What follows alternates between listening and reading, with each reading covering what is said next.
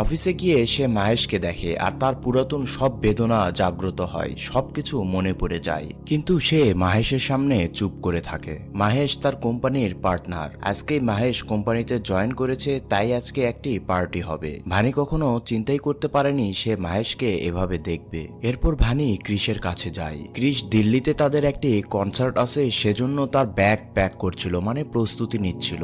ভানি তার সম্পর্কে ক্রিসকে কিছুই বলতে পারে না, কারণ ক্রিস অনেক এক্সাইটেড ছিল আর এটা তার লাইফের জন্য খুব গুরুত্বপূর্ণ একটি কনসার্ট। ভানি জানতো যে ক্রিসকে সে যদি সবকিছু বলে দেয় তার রোগ সম্পর্কে, তাহলে ক্রিস কখনোই তাকে একা ফেলে যাবে না। তার ফিউচারের জন্য এটি অনেক খারাপ হবে, সেজন্য ভানি তাকে কিছু বলে না। ক্রিস তার বন্ধুদের নিয়ে, মানে ব্যান্ডের লোকজনদের নিয়ে এয়ারপোর্টের উদ্দেশ্যে রওনা হয়। আর ভানি চলে আসে অফিসের সেই পার্টিতে, মাহেশের জন্য যে পার্টি অ্যারেঞ্জ করা হয়েছিল। ভানি মাহেশকে দেখে সে চলে যায় সেই বিয়ের দিনে, মানে ওই বিয়ের দিন থেকে আজকের দিন পর্যন্ত যতগুলো দিন ছিল সব ভুলে যায় ভানি। সে মাহেশকে বলে, আমরা দুইজনে বিয়ে করব, তাই না? মাহেশ ভানির এসব দেখে সে সুযোগ নেওয়ার চিন্তা ভাবনা করে, কিন্তু আজকে পরিস্থিতি ছিল অন্যরকম। তার ওয়াইফও এই পার্টিতে ছিল, কিন্তু ভানি যখন মাহেশকে বলছিল যে চলো আমরা বিয়ে করি, মানে এসব নিয়ে জোর জবরদস্তি করছিল আর সবার সামনে একটি সিনকেট তৈরি হয়ে যায়, তখন মাহেশ তার সাথে